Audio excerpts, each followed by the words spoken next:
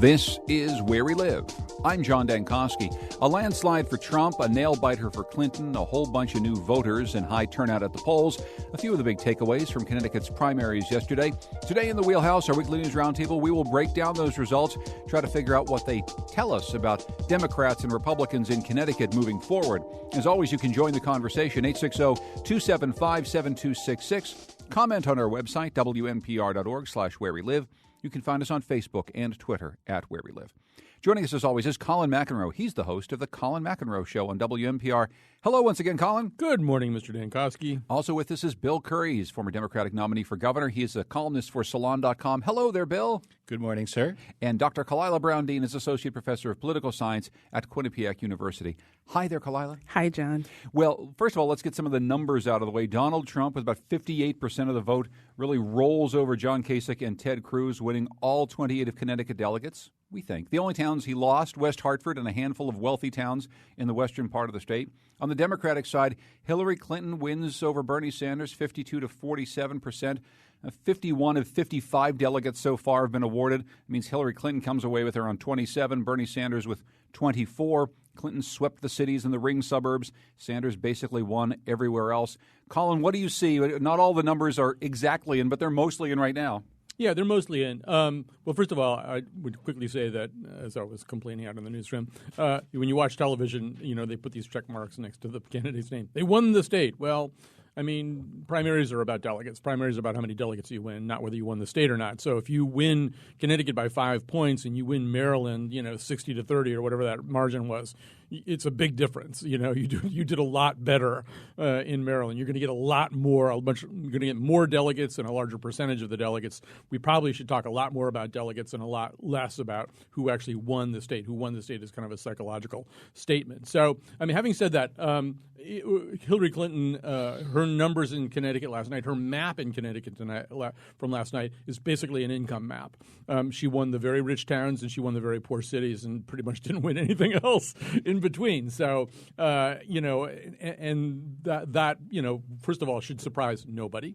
But that's exactly how she did. You could say a lot of what-if things about that. If Bernie Sanders were better at talking to minorities, this might be a very different election, for example. But right now, I mean, in some ways, it's a victory she can feel kind of good about, although she certainly didn't win by the kind of margin that she won by elsewhere. But boy, you look at her centers of support, and they're very niche, and whereas Sanders did much better in a broader way. One place that Sanders did extraordinarily well was in the eastern part of the state. And since some of that is awarded proportionally, I kind of wonder if you might come out of the second district with maybe an extra delegate or two. Don't know what difference that makes at this point. Probably not too much. It's probably all over but the shouting. And then on the other side, it's obviously Trump just ran the table in every possible way. He's a lot stronger on the western side of the state than the eastern side of the state. Like it's almost anomalous how big that difference is. You could draw a line a little bit to the west of West Hartford. And he just does extraordinarily well there. Not obviously in the Tony places that Kasich won.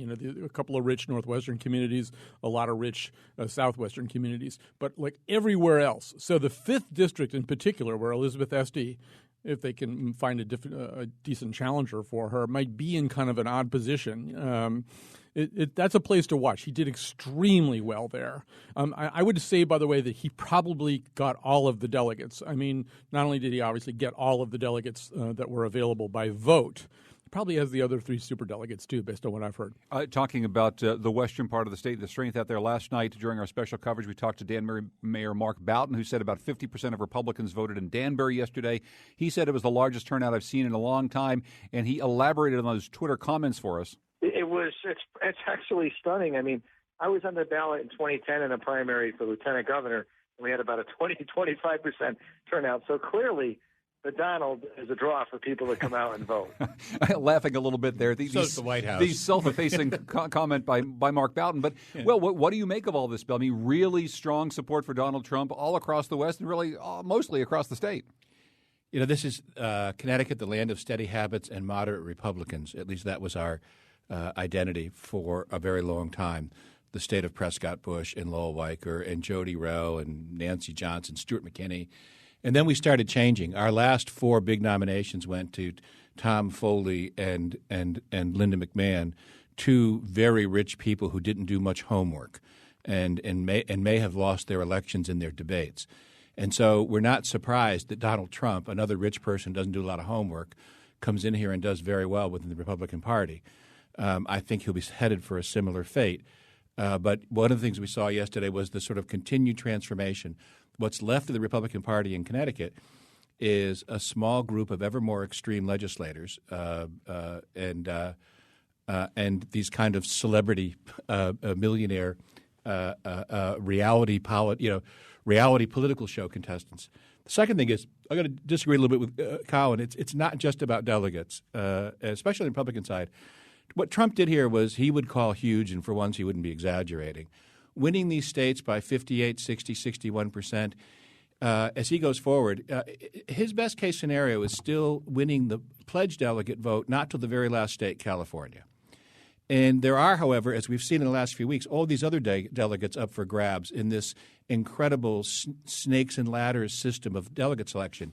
When he wins by 60% margins, when he has exit polls saying the Republicans are coming to accept him, his leverage with those other unpledged delegates or hazily pledged delegates goes up tremendously.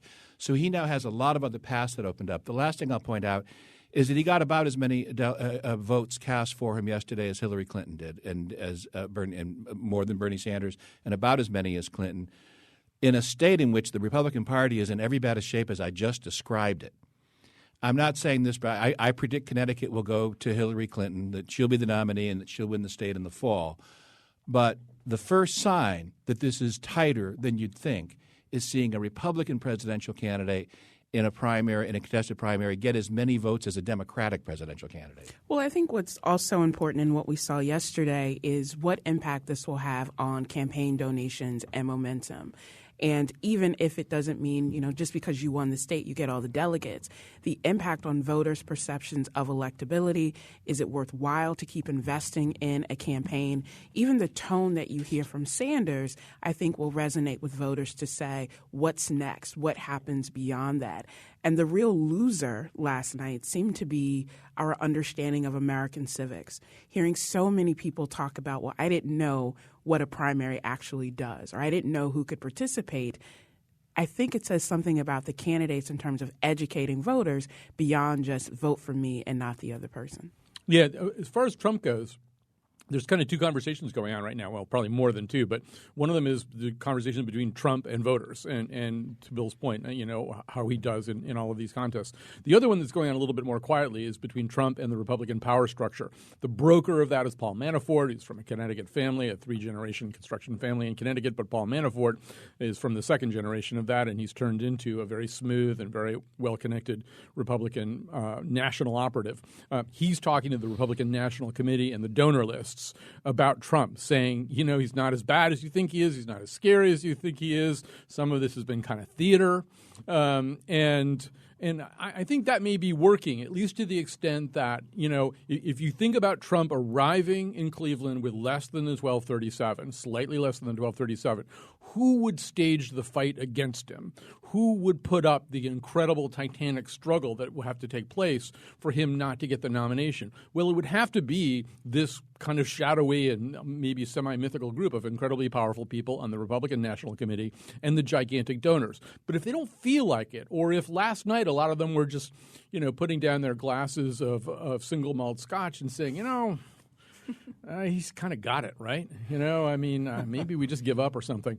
If there's resignation combined with a sense of, well, maybe we could work with this guy somehow, that makes Cleveland go down as smooth as that very aged scotch. I've heard an awful lot of analysis last night and this morning, Kalila, from pundits who are revising their predictions that Trump has a cap on his support.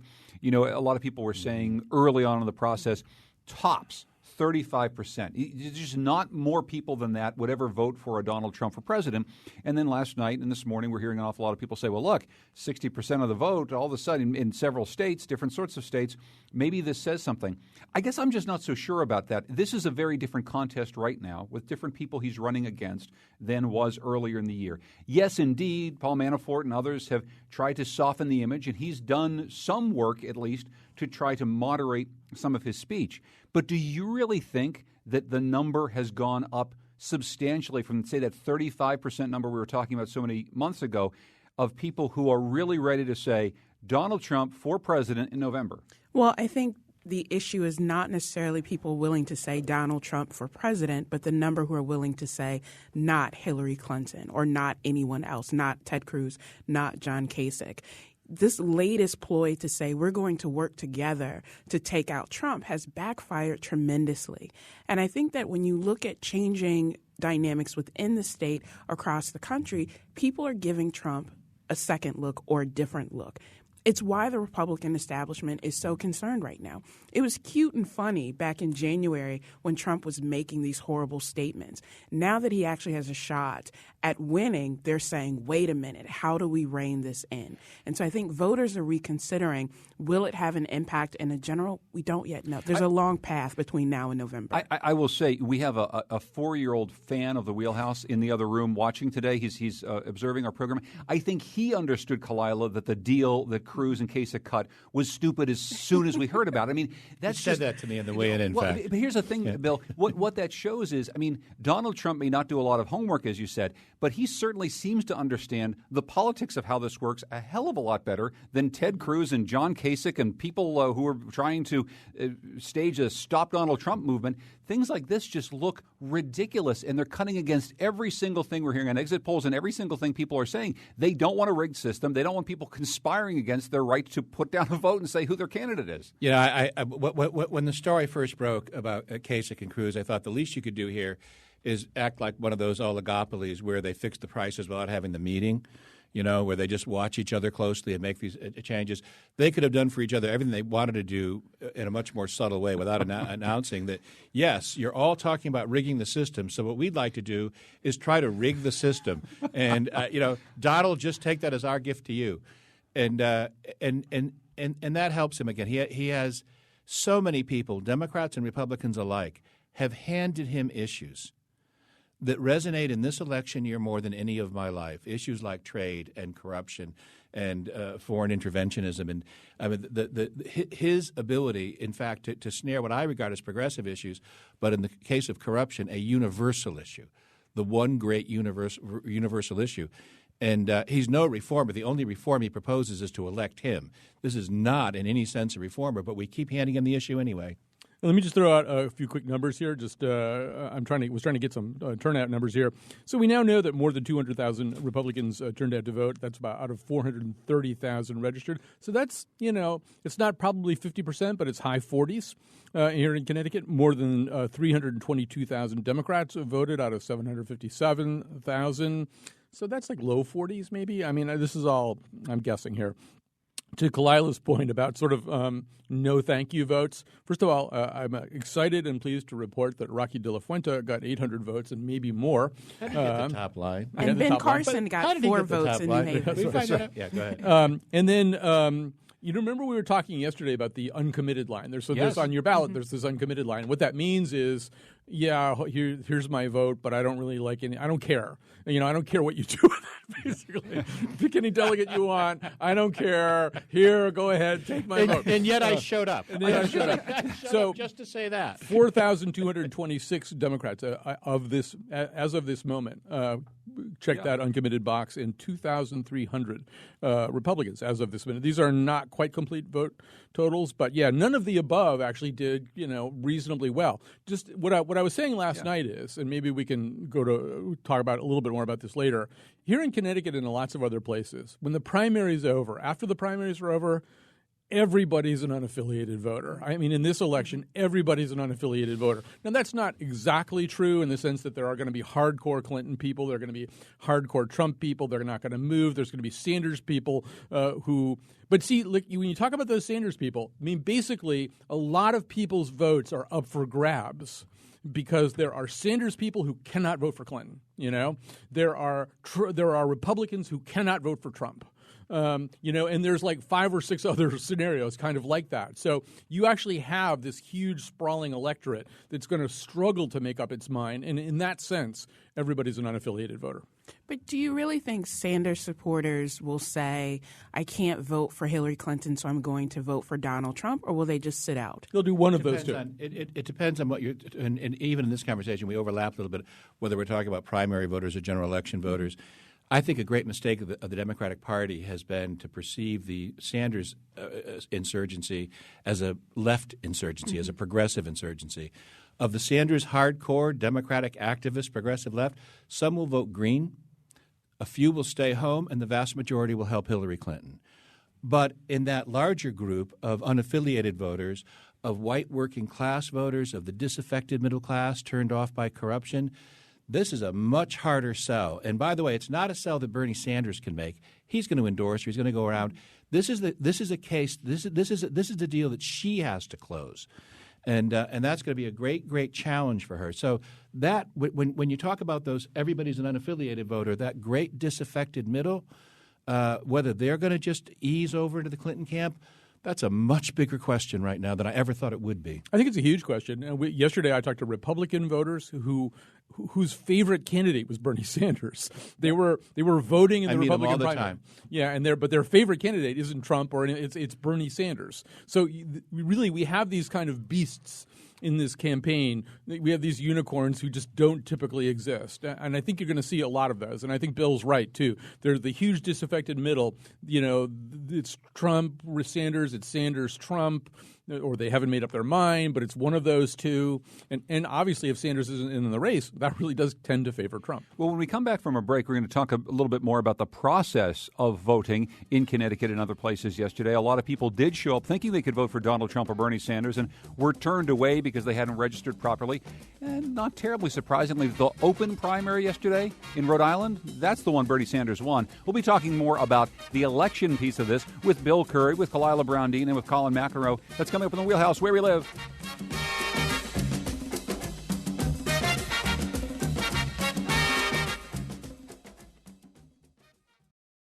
This is Where We Live. I'm John Dankowski. Today it's the Wheelhouse, our weekly news roundtable. We're breaking down all the results from yesterday's Connecticut primary with Colin McEnroe, the host of the Colin McEnroe Show on WNPR. Hey, Colin, what's on your show today? I really need a break from not only politics, but from human beings. So we're going to be talking about extraterrestrials today. Imagine that the biggest news tomorrow was not a primary, but first contact. What would happen? What would change? What would change from everything from our science fiction to our theology to our understanding of science in the universe? One of our guests is Paul Davies, who I think is like sort of Jodie Foster in Contact. He's like, he's like the first person they call if there's first contact, and he might be the person who calls the president to say there's first contact. So it'll be interesting, I hope. And he has Groot, don't you, from Guardians of the Galaxy? Groot, yeah. We'll actually be phoning in from a remote location. From a remote location. Yeah. That'll be good because the Bradley Cooper raccoon is living on my back porch right now. So. This is this afternoon's Colin McEnroe Show at 1 o'clock, Extraterrestrials. We're also joined by Bill Curry. He's, of course, a columnist for Salon.com. Quinnipiac University's Kalila Brown-Dean, Associate Professor of Political Science there. Now, yesterday, Joshua, an unaffiliated voter from Naugatuck, called our show. He was one of a number of people we heard about who showed up yesterday thinking they could vote. So I'm a Trump supporter, and I showed up at my polling location, and I was informed apparently I'm a undecided voter, and I had a deadline, which was noon yesterday, to apparently pick a party in order to vote in today's primary. And so Secretary of State Denise Merrill discussed some of these issues. A lot of people showing up like Joshua, thinking that they could vote yesterday. Here's what she told us last night. My office, we're still getting calls from people who are furious, even though I feel like I've lost my voice talking about how, yes, you have to be a Republican or a Democrat. Yes, you have to be registered with a party. I've said it on this program, and everywhere else, and you have too. And the media has been repeating it, and everybody talked about it after New York, and still hundreds of people showed up. Okay. Here's a better and kudos to the secretary for doing all that public education. But here's another solution: open up the primaries to unaffiliated voters.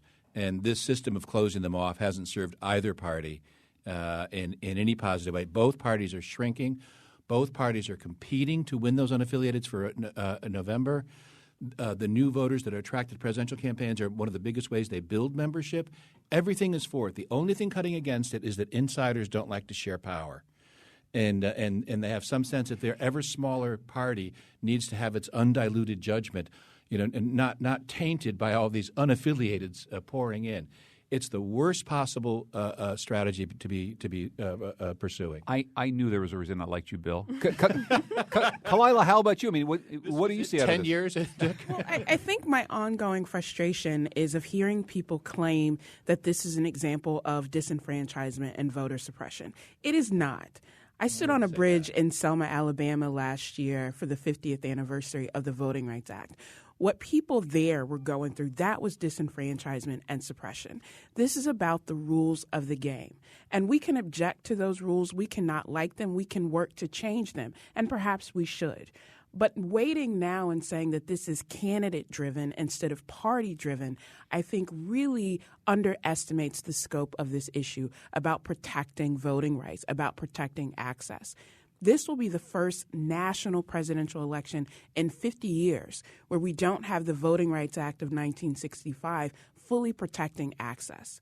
So I'm more concerned with the people who were registered with a party but were then turned away, as opposed to those who simply didn't read the rules in advance and showed up yesterday thinking they could just vote.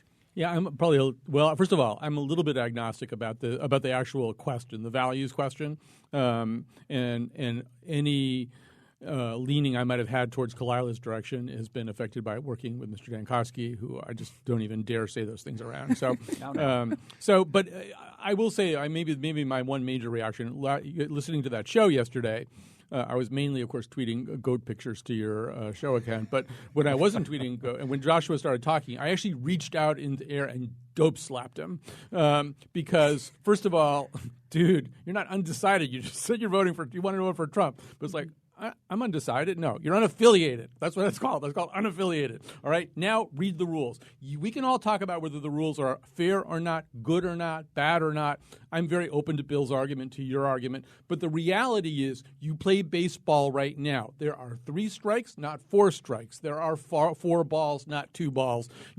Just know the rules. Yeah, but if you came down from another planet, like you're going to be talking about this afternoon at 1 o'clock on the Colin McEnroe show, and you just saw the system, you would probably not figure out baseball all that quickly either. And yes, I understand people do have to read, but here's what we had over the course of the last couple of years in Connecticut. We had our Secretary of State working very hard on legislation that would change same-day voter registration so that you could show up at the polls during a November election and actually register that day. That's something a lot of states have done, and that's something that makes an awful lot of sense for a lot of people and opens it up to more folks.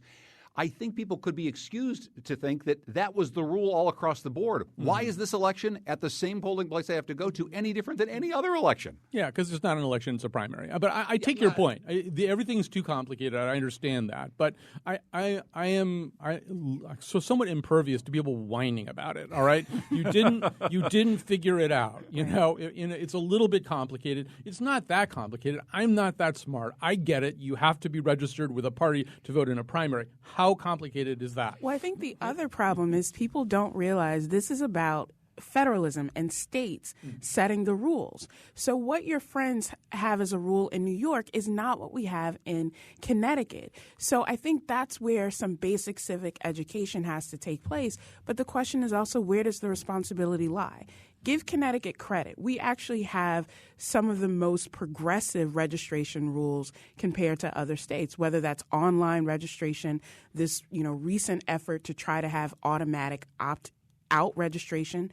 That is something that you're not seeing at other states. Other states are taking that access away. Let's figure out what we can do to change without pointing fingers. Yeah, let me just say, number one, I didn't mean to equate this to the issues of voter suppression that you have not, but that are a cancer on our democracy. And number two, At the same time, I actually understand the frustration of people who don't know all the party rules. And so many of the party rules are made to keep people out. And the three arguments I just made were all said that it was, in fact, in the party's interest to do this. It was better for the parties as well as for the democracy as a whole. And in an election in which I'll bet no one in this room, I didn't know. I've spent my life in politics, and I didn't know that over 40 of the Republican states didn't let the candidates choose their own delegates. One of the things, if Donald Trump weren't in such a great position right now, he'd have to go to that convention knowing that of the delegates he won, 2/3 of them are against him, or would actually prefer not to vote for him and are only bound by a rule at a convention. Most people who walked in the polls thought they were picking a nominee and didn't realize that 1/3 of the people it takes to nominate on the Democratic side are unelected, unaccountable Democratic National Committee members who have been rigging the system from the beginning. And all this exclusion, lastly, on the Democratic side, there is this thing where the party's not helped, but the party insiders are. And it has always been a problem opening up this party, as someone who's wanted that all my life, opening it up to more and more people because the party itself is a drag weight on it. They should trust that the unaffiliated voters who want to participate in their process, they're going to win a lot of them over on a permanent basis. They're going to win them in November. They're going to replenish their own ranks. And the simpler these rules are, the better the democracy is. I just want to quickly go to Darlene in Litchfield. Darlene, go ahead. Yes, my only concern with having a completely open primary would be that I heard some things from other states where people were actually making it more dishonest. Instead of voting for, you've always been a Republican and you're conservative, or you've always been a Democrat and you're liberal, you switch teams to strategic vote. The people that wanted not Kasich to win, but wanted to jump in and vote for Kasich just to undermine Trump and so forth. It seems like it's you're really, if you're not voting in just your own primary for your own party, that you're opening up a whole can of worms. Well, Darlene, thank you very much for that. And Colin, though, I will say that of the 90,000 or whatever people who registered to vote this time, a pretty substantial number, I would say, there are a few people in there, and I know some of them, who registered specifically to cast that exact kind of strategic, or we'll call it tactical vote, against a candidate. And, that's going to happen anyway, but at least they're getting involved in the process. Yeah, I think, so you can do that. And there are other people want to do that for much more noble reasons. I mean, I don't know. I mean, for example, I'll use myself as an example. I investigated switching from Democrat to Republican in the last election cycle because I was actually sort of more interested in John McKinney than I was in anybody else. Not because I wanted to screw up the Republican field, but I actually thought he might be a pretty good candidate. Maybe I'd like to vote for John McKinney. So, but there's a cooling off period, the 90-day cooling off period. I can't do that because Connecticut is set up to prevent you from doing this. The one thing that I would say as we talk about this, and I would cede expertise to the professor among us, but it's kind of important not to conflate things that are statute versus things that are party rules. Some of the things that Bill's talking about are party rules. It's going to be very hard to keep parties from making up any kind of rules they want. They're parties, whereas some of the things about how our primary is done here in Connecticut, in terms of when you can vote, when you have to register, all this kind of stuff, that's done at the level of statute. So those are kind of two different things. They may amount to the same conversation, but they don't work the same way. Sure, and I think in practice, when we look at now, what do we do with where we are? When you have 40% of your state saying that they are unaffiliated, how do we change that? Is that something that people will have to go to the state legislature to do? Is that something that they could convince their parties to make those changes? And so even if they are two separate processes, the perception amongst voters is very much the same. So if people complained yesterday about not being able to vote, are they going to push for that reform today? I'm not convinced. And no matter how hard they push for it, Bill, I mean, one point I made on one of the various programs that I was talking on yesterday is when you have a state like Connecticut, which has a Democratic governor, a Democratic legislature, Democrats in all the statewide offices, Democrats essentially controlling the state from top to bottom, why on earth would Democrats want to change anything about the system at all? No matter how much pressure 800,000 unaffiliated voters might have on the way the system works, that's just never going to happen. Well, let me just say, never's a strong word, and every so often enough public outrage permeates the system. I just made a set of arguments why it's in the party's interest, in the longer party's interest, although I didn't make an argument. I did not make an argument why those people would see it was in their personal interest, and that's really more the conflict. The party has an interest in enlarging itself and in growing and in attracting more people to the political process. I think this is the best way to do it. Whether this party, the Democratic Party, was for campaign finance reform, but it took Republican Jody Rell to shove it down the Democrats' throats in the end. And reform doesn't have a good track record of late in the Democratic Party or the Republican Party in this state. So I think you're right. But I also think that the public disgust over this entire system could bring, for one thing, any politicians who pursue these kinds of reforms in the next go-around are going to get something politicians like, which is attention. And the issue is going to get something which it needs, which is a little more scrutiny. So I don't want to I suspect you're right, but I don't want to start by counting it out. One of the things I know, Kalila, you wanted to talk about is just how much money we're talking about being spent during this entire system. Obviously, money in politics is something that both Bernie Sanders and Hillary Clinton have been talking an awful lot about on the stump. It doesn't feel to me like there's a big conversation about money in politics, though, happening amongst people. There's an awful lot of other conversations happening about money, and it's about the money that is or is not in my pocketbook. So how much does money in politics play into this primary season and then also into the general election race this year? So I think if we look at the economic climate within our state right now, so I was struck that yesterday as we were compiling this election data and looking at numbers, it comes in the ticker that there were new layoffs in the state yesterday on Election Day. And then I'm looking at campaign commercials and thinking how much money was spent into that. So, of course, there are different pools of money and how people allocate that is different. But I think that voters are starting to say, with all of this emphasis on the election, with all of the money, dark money rolling into these elections, what is the real priority here? And looking at campaign donations from individuals, from organizations, what will that mean for how people see their future? Part of what they like about Donald Trump is that he can't be bought. He seems to be above this political fray. What does it mean for people who are still saying, I'm a working class person, will my vote matter if I can't accompany it with a big check? And Bernie Sanders is below the political fray. You know, Donald Trump can't be bought. Bernie Sanders, $27 average contribution, and this is what we keep hearing. Bill? And the Sanders campaign really has been a lesson that the power of ideas is greater than the power of money, despite everything that the power of money is to some degree its own illusion. You'd have a hard time proving that all these ads actually made the difference in any of these states. There's a real empirical question here. But you know, I just think in the end, however, the most important point I think that I want to disagree with you on is how much people care. Two very respected pollsters, Scott Rasmussen, Republican, Stanley Greenberg, a Democrat, are among the only pollsters who've done any work on this. And Rasmussen found in national exit polls that even in the teeth of a recession, people put political corruption above the economy and jobs as the single thing they care about most. The reason that Bernie Sanders got this far, above all, in my view, is that he made a point that the public already agrees on, that the corruption of the democracy is the principal reason for the decline of the middle class. I think the middle class has gotten that, and that the elites still have not. And I think it's driven this extraordinary election more than any other factor. Yeah, I mean, actually, obviously, the Trump recrudescence is an argument that the power of no ideas is also apparently really good, too.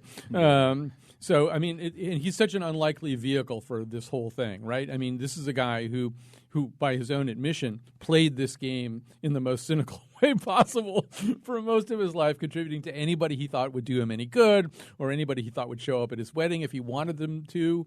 By the way, happy birthday, Melania. That was yesterday. So I mean, it's you know, I mean, it's sort of a weird thing. And so we talk about how the Sanders and Trump constituencies overlap. But that's a weird way for them to overlap. I think they are both rejections of Citizens United and big money and the idea that politicians can be bought. I think Trump is such a bizarre choice for that, though, because he's so symbolic of cynicism on the other side of that. It's cynicism, but it's actually showing people this is how it works. I've spent my life in business, and this is how it works. I give money to these people and showing it to people in a way that maybe they didn't understand before. Again, I find everything he says about this is false. And his basic premise is that Hillary's evil for selling influence, but he's a hero for buying it, okay, the other side of the transaction. We know that's not true. His only reform is to elect him. We know that's not a real reform. At the same time, the number of people who do finally buy the idea, I'll vote for the rich guy because he's the one guy who can't be bought, and all these other people are bought night and day, and it's become, well, what Anthony Kennedy called soft corruption is really the institutionalization of corruption. Big money runs everything, and in fact, everybody does know it. I just want to get to Peter in Stanford. Hi, Peter. Go ahead. Yes, I just wanted to say I am going back to a previous topic. I'm one of those Bernie Sanders supporters who's going to have And I'm a registered Democrat. I've been a registered Democrat for most of my adult life. And I'm going to have a tough time with between basically my three candidates, Jill Stein, Hillary Clinton, and Donald Trump, because the two frontrunners, Donald Trump and Hillary Clinton, have so much negatives that I might just go with the Green Party. And I'm a registered Democrat. I've been a registered Democrat for 20 years. I work the polls. But I don't know if I could vote for either one of the two Republican or Democratic nominees. Well, Peter, thank you very much for your phone call. Kalila, how many people like Peter do you think are out there? People who right now, and again, we're in the heat of the moment, and we have Bernie Sanders losing a narrow race in Connecticut last night. A couple months down the road, how many people are actually like Peter saying, boy, I just really don't know. I don't know if I can support Hillary Clinton. I think what we'll see more of are people supporting a third-party candidate than making the jump from, considering a Jill Stein or Hillary Clinton to Donald Trump. And that's simply because I think when people are thinking about a pragmatic approach to politics, how you define that varies based on you, your individual values, what your preferences are. But as the rhetoric continues, and it's going to get even more negative, if we could believe that, it's going to get nastier, it's going to be more negative, I think that may actually isolate some people. But how... And you've studied this for your entire career. I mean, how realistic is pragmatic politics at the voter level? I mean, are people really going in there saying, well, I could do this or I could do that, and here's what I think it's going to mean long term? I mean, people vote for a lot of reasons, Kalila, and I don't know that they're sitting there thinking the way that we think they're thinking about all these pragmatic ideas. And that's why I think pragmatism is a very different definition from how we talk about it compared to how voters are thinking about it. I know that many people of color said, I really like Bernie Sanders' ideas. I like the idea that he is going to transform higher education. But their pragmatic consideration is, can he actually get that done? Voters are concerned about wasting their votes. Should I support a third-party candidate if they can't win in the general election because of the rules of the game give us this two-party system? So that's what I mean about being pragmatic, not some mathematical calculation, but thinking simply, can this person get it done? I think the answer to these questions is different depending on where you are on the political spectrum. So getting a kind of conservative Democrat to vote for Trump is going to be easy peasy. Getting a kind of getting an unaffiliated voter who usually votes Democrat but is tracks a little on the conservative side, getting that person to vote for Trump could be very easy peasy. Obviously, the people who are kind of hardcore Bernie people, that may be a little bit more complicated. The more progressive or liberal they track, the more likely they might look over at somebody like Joel Stein or not vote at all or whatever. But I mean, we are talking about different kinds of beasts here. Hey, this is sort of not germane exactly, but somebody asked about this earlier. So somebody asked about vote totals, right? Yes. Okay, so I'm looking at, I think, the last set of AP figures. Trump, 122,519. Clinton, just by comparison, 169,763. Sanders, 152,895. So not only did Hillary Clinton get a lot more votes than Donald Trump, but Bernie Sanders got a lot more votes than Donald Trump. That's just the way Connecticut is. I mean, there aren't that many Republicans. And it's literally just the way Connecticut is. A lot more Democrats than Republicans registered in the state. Colin McEnroe hosts the Colin McEnroe Show. Kalila Brown-Dean is an associate professor of political science at Quinnipiac University. And Bill Curry writes a political column for Salon.com. When we come back, we're going to talk a little bit more about the impact this has on state Democrats, including the head state Democrat, Governor Dan Malloy. It's coming up next, Where We Live.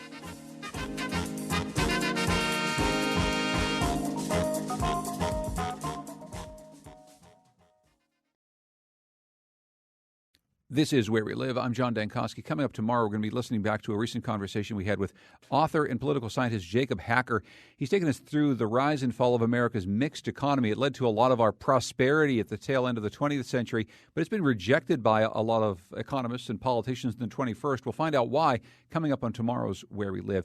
Today is the Wheelhouse, our weekly news roundtable. Colin McEnroe, the host of the Colin McEnroe Show on WNPR. Bill Curry, former Democratic nominee for governor and advisor to President Bill Clinton, also a columnist for Salon.com, and Dr. Kalila Brown-Dean, associate professor of political science at Quinnipiac University.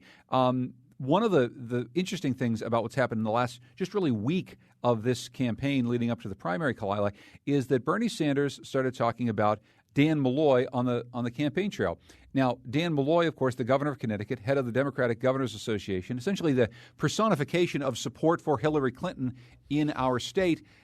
We talk an awful lot about the state budget. What Bernie Sanders was talking about was cuts to mental health. I guess I'm wondering how you think all of what happened yesterday plays out for our governor and the rest of the Democratic establishment here in our state. Well, I definitely think there are some concerns about there being down-ticket consequences of not only the budget, but how people align themselves nationally and for whom they are willing to be a surrogate. I think it will definitely become an issue this summer as we move toward conventions and what that platform will look like, who is participating in the platform, and how the issues that may or may not play out as well for Sanders yesterday, how might that be incorporated into this platform? Look, Sanders may not have won Connecticut in terms of the percentage, but he has definitely shaped the debates that are happening and moved Clinton really to the left on a lot of issues that before she wasn't even addressing because she didn't have to. That, I think, will affect how people perceive Malloy as a national political figure. Is that someone that we want to see in a cabinet-level position, and can he govern the state given those ongoing concerns?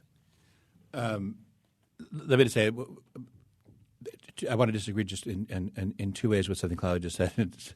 The look of shock on her face. But She's very disappointed in you. One is it isn't to the left, it's to the center, according to all the polling data. And secondly, he didn't really move her. She has used so far just taken a couple of very deft syntactical adjustments on trade, on the Exxon pipeline, and a whole set of issues. And now we're going to have to find out. One of the things she's going to have to do is do a real gut check because she has to actually move further on these issues. And that would begin by her understanding that it's not just the left. The public feels strongly about these things. And that the Democratic Party has given away really some of the building blocks of the Roosevelt coalition, the old economic coalition, some of the basic building blocks from Social Security right across the board. We've given them away many times now, and now we have to try to get them back, and quickly. And so as for Malloy, I just think, I think Clinton aptly saw that this was one state where he wouldn't be a good surrogate. But that doesn't mean that his national prospects, she's going to make him the head. They've already made him the head of the platform committee. Not a good sign. Malloy is a corporate Democrat. Whether it's education, economic development, the pay-to-play politics stuff, he's very much in the Clinton mold, and he's not much more disposed than Clinton toward a kind of dialogue with what people regard as the Bernie wing, what I regard as the broader middle class on most of those issues. They have not just adopting a platform with a few phrases, but there has to be a real discussion about whether or not this party has any interest in being more of the champion of the disadvantaged and the dispossessed. There's no question that the difference between the Republicans and the Democrats is huge, and the difference between Hillary and Trump is huge. But people are going to be looking hard at the level of commitment of this party to reform. And if they don't see it, that also just creates an opening for Trump of a magnitude that I never would have foreseen. But I think it's about how we define reform and in what areas. So that I think Sanders does deserve credit for pushing Clinton on the issue of criminal justice reform, of acknowledging those missteps and how those missteps in the 1990s or those endorsements have set decades of change. So that's what I mean about pushing and about the reform that has to happen. It has to be more than just an economic reform, which is key and important, but how it connects to so many other issues and how people live their lives every day. But part of how she handled him was by doing this sort of be true to your school campaign, that accusing him basically of not being loyal to Barack, not being loyal to Bill, not being a loyal Democrat. And he did need to do a better job of pushing back and saying our party needs to be loyal to its principles. Party loyalty shouldn't replace loyalty to principle ever. And the question is how much of that her people really believed, and how much of the larger picture they saw. This isn't just about what Bernie does. This is a big gut check for the people who are about to win this thing. One way you'll find out about how some of this loyalty plays out is how the convention goes, right? So Clinton, we've had a lot of problems with people spilling stuff here lately. But Sanders is saying that he's in it to the last vote, right? That he's right down to the final vote of the last primary. But then what does he do after that? I mean, does he pull a Ted Kennedy and show up at the convention and just kind of be there and conduct a mild insurgency? And I mean, that seemed like a tactical mistake for Kennedy. Or does he do the other thing that Ted Kennedy did, and that's become one of the most respected senators in the U.S. Senate? Oddly enough, before his candidacy, Ted Kennedy was taken less seriously. He spent the rest of his career in the Senate rising to a certain level of ideological prestige, and Sanders could do that. Obviously, his time in the Senate is going to be shorter than Ted Kennedy's was after 1980. So, it might be in his interest to go to the convention and take kind of a high road, get as many of his ideas incorporated into the platform as he possibly can, although having lifted his leg on the co-chair of the platform committee, as Bill pointed out, maybe not the greatest tactical idea in the world. So that's sort of number one in terms of loyalty. The other thing I would say is that it was interesting how much of an issue people tried to make of Dan Malloy in Connecticut in this. I mean, not only Bernie Sanders, but Themis Claridis, who, by the way, became, I think, the first significant office holder on the Republican side to actually declare for Trump yesterday. That happened in the fog of war yesterday. But appearing on his stage over the weekend, but saying she had not committed to him, she told the crowd, take all of your deep hatred of Dan Malloy and put it here, I guess, in the presidential race. What a lovely moment. For the next 6 months. This is a woman who's Yikes. she and Len Fasano had tried to chart a more amicable kind of bipartisan course with the Malloy office and maybe even be better friends with Malloy than Sharkey and Looney have been recently. So deep hatred? Really? Dude, you wanted to say that? Let's quickly go to Tim in Bloomfield. Tim, what do you think? Well, good morning, and just a quick shout out to Colin specifically. Having seen you speak a lot of times at both Walkinson and the Forum, it's great to actually be able to talk to you for once. But really, it seems that a lot of the discussion is a little premature when it comes to what Sanders supporters, myself included, are going to do after the primary. And it seems that there's not a lot of discussion about a third-party run. It seems that with the support being as high as it is among independents for Sanders, there's not much stopping us from funding and running our own election. I'm kind of curious what you guys have to say about that as an option. Tim, thank you. Look, this is the deal right now, and this is a real argument among progressives for sure. I will make the case that the road for Bernie is the wrong road is actually just saying whatever Hillary does is great and I'm for her all the way. Also, the wrong road is not being firmly in her camp. What progressives need to do is to look at the nature of our system and begin and take the lesson of the Tea Party, the Republicans. They chased 20, 40, 60 Republicans out of office. They took over that party. What progressives would give to have half as much influence on the Democratic Party. What Bernie's about to do right now, I believe, is try to make good on the promise of building a movement. And it's a somewhat contradictory road for the next few months. On the one hand, to be for her as he will be, and on the other hand, to be starting to build, again, an independent progressive movement that hasn't just been colonized by the Democratic Party, but puts pressure on the party. Both the party and the movements were better off when they did it that way. And Bernie will be trying to lead us back to that. And that's where I think the smart thing in American politics right now is for him to help build a movement that puts pressure on that party. It doesn't just ask them to reform, but puts the real pressure on, brings primaries, fights issues, has an independent view. But if the pressure, Kalila, looks at all like what happened with the Tea Party, I mean, a couple of years in, the Tea Party has in many ways thrown the Republican Party into complete chaos. We don't even know what different parts of the Republican Party stand for. Is that what progressives want to do with the Democratic Party? I think that is the worst thing for progressives and the Democratic Party in terms of that internal pressure that leads to an implosion.